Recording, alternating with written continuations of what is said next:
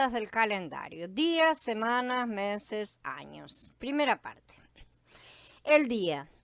Antes de empezar de lleno en descubrir el calendario, sí voy a aclarar un punto que nosotros no teníamos aplicado. Debo confesar mi error al respecto y también que el hecho de mantenerlo se debió sobre todo a que la mayoría no tenía y muchos todavía no tienen la forma de guardarlo correctamente. Aún así vamos a corregir este error porque es la forma en que Yahweh establece su calendario y es la manera de conteo, y esto es muy básico y va a ser muy importante. Entonces este punto es básico para que arranquemos desde acá. Uno de los motivos por los cuales guardé silencio, aunque les vengo comentando desde hace mucho que me viene incomodando con el tema del Shabbat, ¿no es cierto?, es precisamente la dificultad que este tipo de conteo implicará para la mayoría de los que trabajan en empleos seculares, dado que guardar el Shabbat de esta forma será un problema para muchos. De cualquier manera, ya sé que muchos ya no lo estaban guardando porque trabajan, por ejemplo, en sábados, y no hablar ya del viernes por la tarde. Con todo, en vista de toda la situación que nos rodea, yo sugiero que se ore y se someta el asunto al Padre, porque al final de cuentas el Shabbat, queramos o no, es un asunto a resolver. Es uno de los mandamientos de Yahweh. Y el que transgrede uno, transgrede todos. Tenemos que recordar esas cosas. Estamos en un camino de seguirlo a Él, y bueno, es un camino de ida y nada más. Antes o después van a tener que asumir el hecho de que no podemos servir a dos señores y que necesitamos hacer las cosas dentro de lo que sí dicen las escrituras. El Shabbat, más allá de las controversias, es inapelable. No podemos decir nada a ese respecto. El Padre nos ha estado trabajando a todos, desde adentro hacia afuera, en tantas cosas, ¿verdad? Y todos saben este tiempo de trabajo que ha tenido. No crean que esto va a ser dejado de lado. Si nos endereza, debe ser en todo, así como hizo con los israelitas, de manera que si tiene que hacer caer plagas sobre nuestros predadores para poder hacernos entrar en la tierra prometida, ciertamente lo hará. Mientras tanto, yo sugiero que cada uno vea sus propias circunstancias y comience a plantearse bajo oración cómo resolver la situación, en vez de nuestra eterna y pasiva postura de ¿y qué podemos hacer? Vamos a seguir igual. Porque no tenemos un Dios pequeño de mano corta, ¿sí? Sino un gran Elohim poderoso para guardarnos en todo, sobre todo si decidimos honrarlo por encima de nuestras fuerzas, porque vamos en sus fuerzas, porque Él nos fortalece. Si Él nos trae el calendario, no va a ser para que no podamos guardar las cosas. Sobre todas las cosas, y al respecto de este punto, todo lo que me convenció realmente fue Vayikra. La forma en que una y otra vez aparecían frases como quedará impuro hasta el final de la tarde, ¿no es cierto?, hasta el final del día. Y el Ruach entonces me llamaba la atención y me decía, ¿ves lo que dicen? Por supuesto, ahora que me ha traído el calendario con sus revelaciones, el asunto del comienzo y final del día es esencial, y ahora lo veo claramente. Veremos cómo nos ayuda con el resto de las controversias también. De manera que el día comienza a la noche, aunque esto parece confuso a la mente, es así y listo, no necesitamos discutir en estas cosas. Tal vez sea más fácil si decimos que el día termina a la noche, ¿no es cierto? Lo que nos puede dar una imagen mental más cómoda para nosotros. De cualquier forma, esto implicará que el cuidado de las cosas para el Shabbat debe comenzar el viernes por la mañana y hasta la tarde, pero sin pasarse de la hora en que cae el sol, lo cual sabemos varía en cada país, sabemos perfecto, aunque no pasa de una variación, al menos para nosotros, de unas pocas horas. No hay tantas horas de diferencia en cuanto al grupo que está aquí reuniéndose normalmente, ¿no es cierto? La variación normal del movimiento del sol a través de las estaciones. Esa es la variación que todos vamos a tener, ¿no es cierto? Un poco más tarde en verano, ¿no es cierto?, cuando el sol se pone más tarde, y un poco más temprano en invierno, y así en el resto de las estaciones. El segundo punto es la semana. ¿Cómo obtuvimos la semana de 7 días? Vamos a ver cómo llegó Elohim a establecer una semana de 7 días. En el principio, creó Elohim el cielo y la tierra, dice Bereshit 1:1, ¿no es cierto? Ahora bien, en el libro de Job encontramos algo muy interesante, y que ya lo hemos hablado también, todas estas cosas, pero desde otros puntos de vista, ¿no es cierto?, desde otros ángulos. Pero lo que dice es que los hijos de Elohim se regocijaron cuando Elohim puso las bases del mundo. En Job 38, los hijos de Elohim eran los malajim que Elohim creó, sabemos. ¿Qué nos dice esto? Esto nos dice que los malajim estaban todos de acuerdo con él, ¿no es cierto? Con el creador en ese momento en particular. No había disensiones en ese momento. Después vemos que en Gigalut 12, Hasatán atrajo a una tercera parte de las estrellas del cielo con él, ¿no es cierto? Es decir, los Malachim en su rebelión contra Elohim que tuvo lugar después de la creación del mundo, ¿no es cierto? Esos Malachim se regocijaron cuando se puso el fundamento, pero después una tercera parte cayó en rebelión. Y ¿quién habrá sido el motivo de esta disconformidad? Gilgalut 13:8 dice que el Cordero de Elohim fue inmolado desde la fundación del mundo. Esto se vuelve muy importante porque encontramos en el Berij Hadashah, que vamos a cubrir un poco más adelante, que Yeshua murió en el tiempo señalado, establecido desde la fundación del mundo. Y ya vamos a ver qué día es ese. En Bereshit 2 sigue diciendo, la tierra estaba desordenada y vacía. Sabemos que estaba, puede traducirse mejor como se convirtió, ¿no es cierto? La tierra estaba, pero se transformó en cómo se volvió desordenada y vacía la tierra.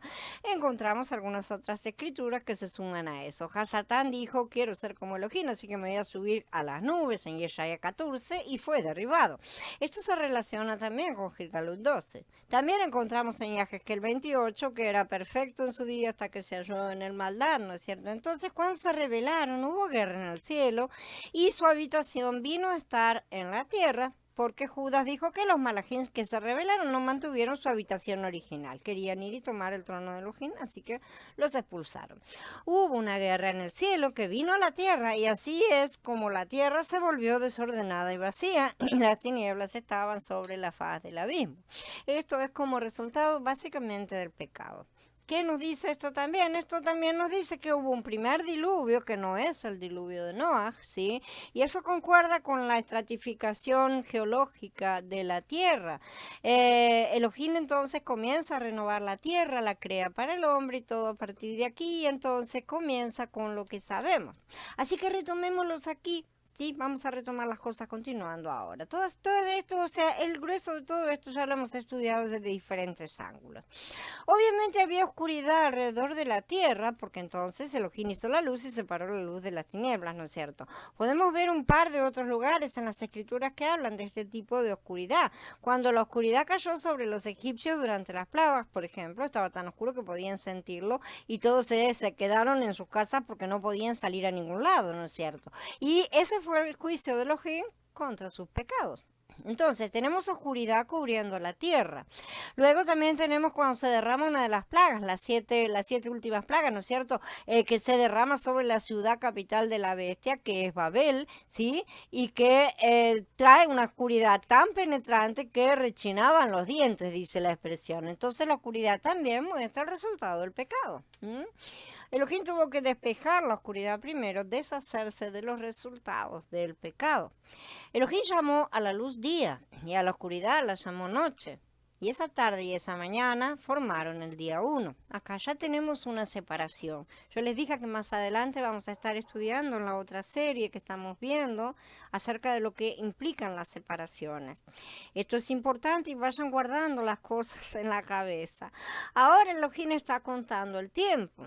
¿Sí? Ya empieza a contar el tiempo a partir de ahora. Vamos a ver una cosa importante que Elohim hace. Él siempre da cuenta del tiempo y es por eso que tenemos el calendario hebreo calculado hoy, sí, porque siempre da cuenta del tiempo y más que solo el tiempo de la tierra. Tiene que tener en cuenta el tiempo del sol, el tiempo de la luna, de las estrellas, la tierra, todo tiene que coordinarse junto y de manera perfecta. Elohim llamó al firmamento cielo. Y esa tarde y esa mañana formaron el segundo día.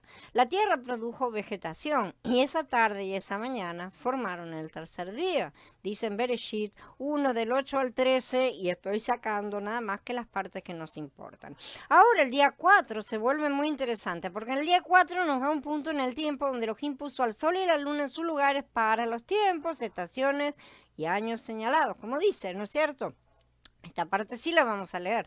Elohim dijo que haya lumbreras en el firmamento del cielo para separar el día de la noche. Servirán como señales para los tiempos establecidos, los días y los años, y servirán como lumbreras en el firmamento del cielo para alumbrar sobre la tierra. Y así fue.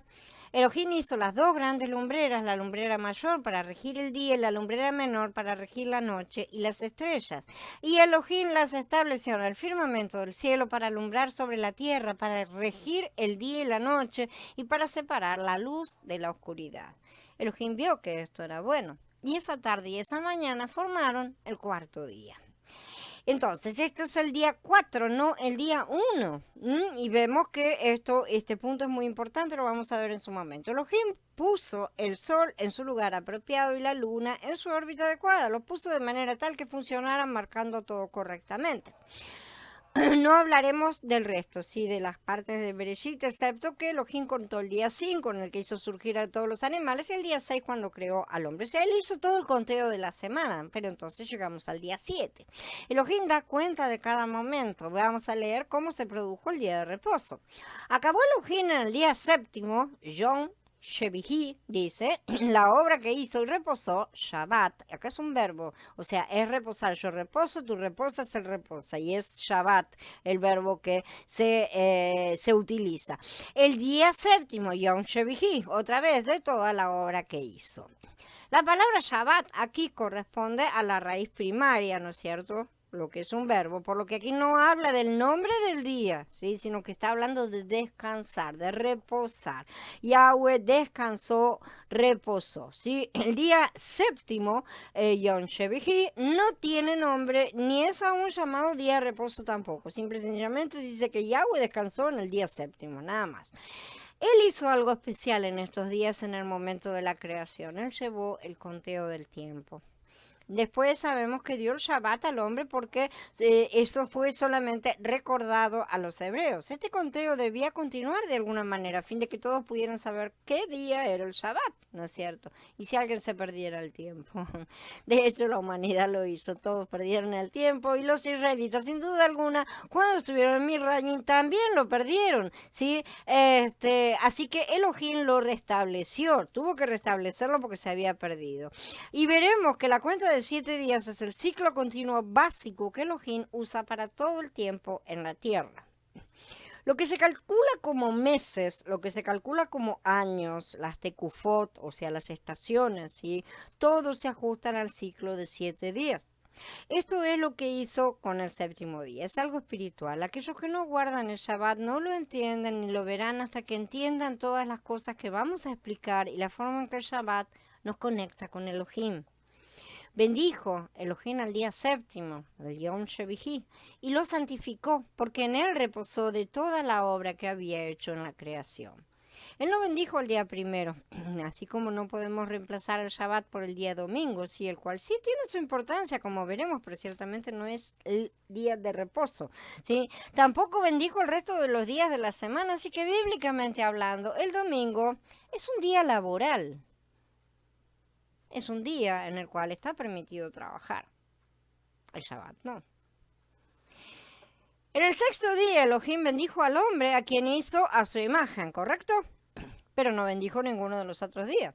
Pero a ese 7º día él lo bendijo y lo santificó. Santificar ya sabemos que significa apartar, separar para uso y propósito kadosh las cosas. Y lo santificó porque en él descansó de toda su obra. Así es como llegamos al día de reposo. Cuando los hijos de Israel estaban en Egipto ya habían perdido la pista de todo. Ya no tenía ni idea de nada. Elohim tuvo que enviar a Moshe, quien tampoco tenía idea, porque no es que a Moshe se la sabía, todo lo había guardado. No, Moshe fue también educado junto con el resto de los israelitas.